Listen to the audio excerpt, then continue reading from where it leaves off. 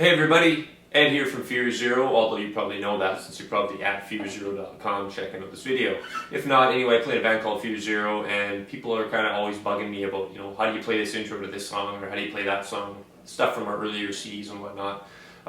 So the thing I'm going to show you today is actually a request by Eric, the guy that actually runs the website that you're currently at. So anyway, this song is called Sunday Morning. It's in the key of G, and the tuning I'm in is basically A440. It's called standard tuning, and that's the pitch that we used to record the song back in, oh god, when was that? 2002 is when we recorded that song, a long time ago.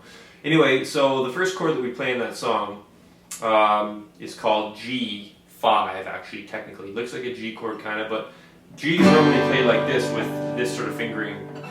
The fingering I use to play the chord, the first chord in Sunday Morning, is with the thumb, and then I got a third finger up here on the little E string, second finger, third fret on the B string, and the rest of the strings open except for the A that I've got muted with my thumb like that. So I'll play the intro for you, you can kind of hear how it goes.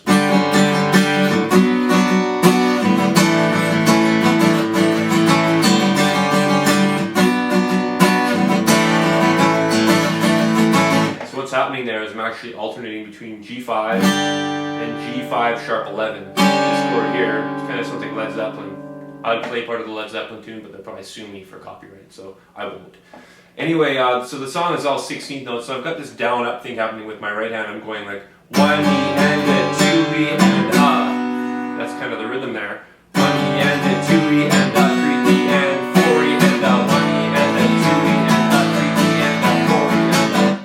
So down up, basically what I'm doing is I'm going down on the strong beats, 1 and 2 and, so 1 and 2 and on the ahs, the in-between 16th notes, I'm picking up. So 1 E and a 2 E, like that. So it's kind of complicated if you're a beginner.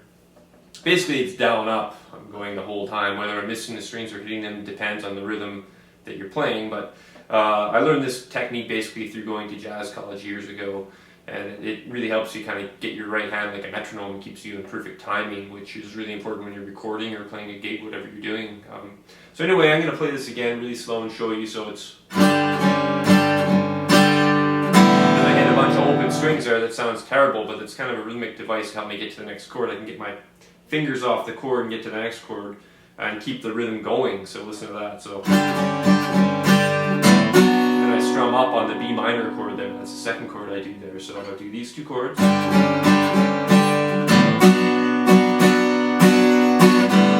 then that chord there is called A sus4, basically adding the fourth here. And it goes to A after that. So there's a little A sus2 action thrown in there too for a second. So it's...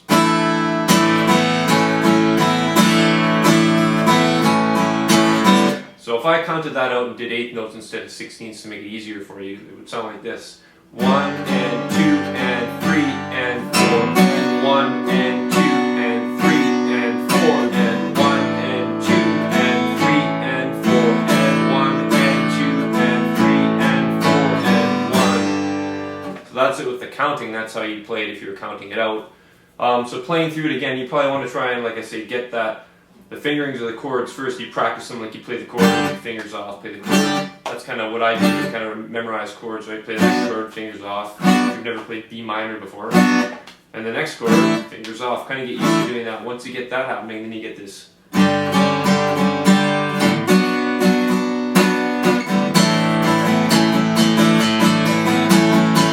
I'll play that again. Now this will be full speed, so it'll be like 1 E, 2, 3, 4.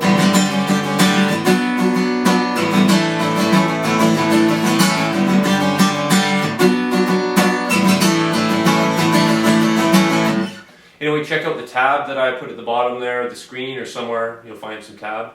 And enjoy. Hopefully you learned something from this.